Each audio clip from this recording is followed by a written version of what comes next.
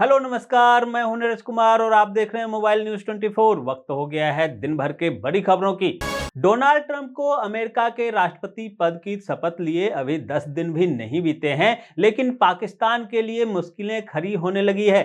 जहां Donald Trump के executive order के बाद अमेरिका ने पाकिस्तान को मिलने वाली आर्थिक मदद पर रोक लगा दी है, जहां ट्रंप ने सभी संघीय अनुदानों एवं ऋणों पर भी रोक लगाया है। भारतीय अंतरिक्ष अनुसंधान संगठन ने आज अपने ऐतिहासिक 100वें मिशन की सफल लॉन्चिंग की। इस मिशन में एक नेविगेशन सैटेलाइट को GSLV रॉकेट पर लॉन्च किया गया। कुछ घंटे बाद इसरो ने NVS-2 के लॉन्च के दौरान GSLV F-15 से 1 मिनट लंबा ऑन बोर्ड फुटेज साझा किया।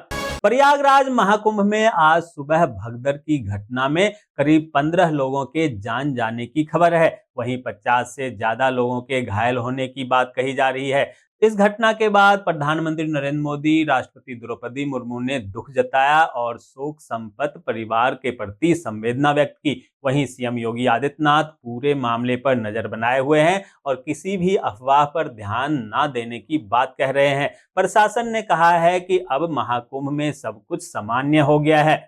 भारत ने मंगलवार को कनाडाई आयोग की उस रिपोर्ट में लगाए गए आरोपों को सिरे से खारिज कर दिया, जिसमें कुछ विदेशी सरकारों पर कनाडा के चुनाव में हस्तक्षेप करने का आरोप लगाया गया था। विदेश मंत्रालय ने तीखी प्रतिक्रिया देते हुए कहा है कि हकीकत तो यह है कि कनाडा ही लगातार भारत के आंतरिक मामलों में हस्तक्षेप करता रहा है।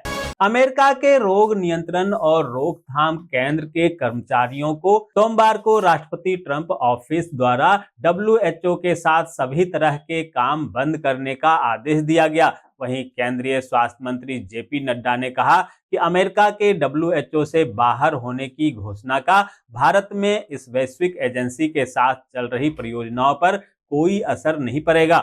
मुस्लिम पर्सनल लॉ बोर्ड ने वक्फ विधेयक का समर्थन करने के लिए भारतीय जनता पार्टी के सहयोगियों की कड़ी आलोचना की है और संसद में विधेयक को हराने के लिए विपक्ष से एकजुट होने की अपील कर रहे हैं। वक्फ संशोधन विधेयक पर विचार कर रही संसदीय समिति वक्फ बोर्ड में गैर मुसलमानों के शामिल करने के सरकार के कदम का समर्थन करने जा रही है। सुप्रीम कोर्ट के CJI जस्टिस खन्ना ने कहा है कि हमारे सुप्रीम कोर्ट को वैश्विक मंच पर अलग पहचान मिलती है। इसका कारण यह है कि यह जनता की अदालत है। उन्होंने कहा कि संविधान लागू होने के बाद से सुप्रीम कोर्ट अस्तित्व में आया। 28 जनवरी 1950 को इसका उद्घाटन किया गया। शुरुआत में यह पुराने संसद भवन से कार्य करता था। वहीं 1958 में यह तिलक मार्ग स्थित वर्तमान भवन में स्थानांतरित हो गया। दिल्ली विधानसभा चुनाव के लिए कांग्रेस ने आज अपना घोषणा पत्र जारी किया, जहां कांग्रेस ने दिल्ली के लोगों से 5 गारंटियों की घोषणा की है। पार्टी के नेताओं ने कहा है कि हमारी सरकार बनने के बाद सभी गारंटियां पूरी की जाएगी। मौनी अमावस्या पर महाकुंभ में भगदड़ की खबर के बाद देर से ही अखाड़ा परिषद का अमृत स्नान शुरू हुआ। वहीं दूसरी ओर सीएम योगी आदित्यनाथ सभी पूज्य संतों, श्रद्धालुओं, प्रदेश एवं देशवासियों से अपील कर रहे हैं कि अफवाह पर ध्यान न दें, संयम से काम लें। बता दें कि रात करीब 2 बजे महाकुंभ में अफरा तफरी की घटना सामने आई थी, जिसके बाद अखाड़ा परिषद ने अमृत स्नान निरस्त कर दिया था। हालांकि अब अखाड़ा परिषद अमृत स्नान के लिए रवाना हो चुके।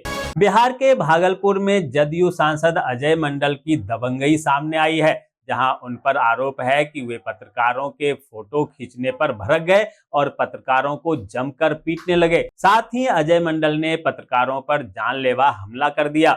इनेलो नेता अभय सिंह चौटाला ने हरियाणा की नायब सरकार पर जमकर निशाना साधते हुए कहा कि हरियाणा की आर्थिक स्थिति बेहद खराब हो चुकी है। उन्होंने हरियाणा सरकार के कर्ज लेने के फैसले पर भी हमला बोला। उत्तराखंड सरकार ने महाकुंभ में जाने वाले राज्य के तीर्थ यात्रियों की मदद के लिए टोल फ्री नंबर जारी किया है। इन नंबर्स की मदद से महाकुंभ जाने वाले उत्तराखंड के श्रद्धालु जरूरत पड़ने पर मदद ले सकते हैं।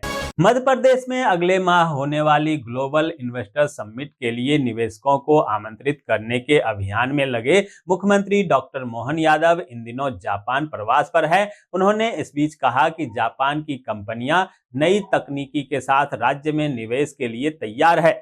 हिमाचल प्रदेश सरकार ने सद्भावना विरासत मामला समाधान योजना 2025 को मंजूरी दे दी है, जिससे इसका दायरा बढ़कर गैर समाहित अधिनियमों के तहत मामलों को भी शामिल किया गया है। इसे लेकर मुख्यमंत्री सुखविंदर सिंह सुक्खू ने कहा कि नई योजना से लगभग 3,500 मामलों का समाधान होने की उम्मीद है। जम्मू कश्मीर के राजौरी में नियंत्रण रेखा पर सक्रिय आतंकवादियों के घरों पर जम्मू कश्मीर पुलिस ने छापेमारी की। जानकारी के अनुसार पुलिस के राजौरी में आतंकियों के 25 स्थानों पर छापेमारी की गई, जहां सीआरपीएफ कर्मियों ने भी ऑपरेशन में पुलिस की मदद की। अभी तक तलाशी अभियान जारी है। पश्चिम बंगाल की मुख्यमंत्री ममता बनर्जी ने कांग्रेस पर बड़ा हमला बोला। उन्होंने लोकसभा चुनाव के दौरान विपक्षी गठबंधन की हार के लिए कांग्रेस को सबसे बड़ा जिम्मेदार बताया। गठबंधन के सदस्य आपस में ही मुकाबला करने लगे, जिसका फायदा उठाते हुए बीजेपी बिना बहुमत हासिल किए हुए भी सत्ता में लौट आई। महाराष्ट्र सरकार में वाणिज्य एवं बंदरगाह मंत्री नितेश राणे ने एक बार फिर से बड़ी मांग कर दी है, जहां उन्होंने शिक्षा मंत्री दादा भूसे को पत्र लिखकर परीक्षा केंद्रों पर बुर्के पर बैन लगाने की मांग की है। उन्होंने कहा है कि 10वीं और 12वीं की परीक्षा के दौरान बुर्के में आने वाले छात्राओं को एंट्री ना दी जाए। राजस्थान में वरिष्ठ आईपीएस अधिकारी किशन सहाय मीना ने भगवान धर्म और धर्म ग्रंथों को लेकर विवादित बयान दिया। पुलिस महानिरीक्षक पद पर तैनात मीना ने कहा कि भगवान अल्लाह वाहेगुरु में कोई दम नहीं है, सब काल्पनिक हैं। भगवान और धर्म ग्रंथों से हमें हिम्मत मिलती है, यह भ्रम की बात है। भारतीय सेना की ओर से शॉर्ट सर्विस कमीशन भर्ती के लिए आवेदन की लास्ट डेट 5 फरवरी 2025 निर्धारित की गई है। इच्छुक अभ्यर्थी ऑफिशियल वेबसाइट joinindianarmy.nic.in पर जाकर आवेदन कर सकते हैं। दोस्तों, मैं देख पा रहा हूं कि आप में से बहुत सारे लोगों ने इस न्यूज को लाइक किया है और कमेंट भी किया है, लेकिन अभी भी कुछ लोग बाकी हैं जिन्होंने न्यूज को लाइक और कमेंट नहीं किया है। उनसे भी आग्रह है कि प्लीज प्लीज प्लीज वे भी न्यूज को लाइक कर दें, कमेंट कर दें, साथ में शेयर भी कर दें। तो ये थी दिन भर की बड़ी खबरें। ऐसे ही खबरों से अपडेट रहने के लिए चैनल को सब्सक्राइब कीजिए, नोटिफिकेशन बेल को दबाइए, वीडियो को लाइक कीजिए और ज्यादा से ज्यादा शेयर कीजिए, ताकि आप और आपके जानने वाले रह सकें देश और दुनिया के तमाम खबरों से अपडेट।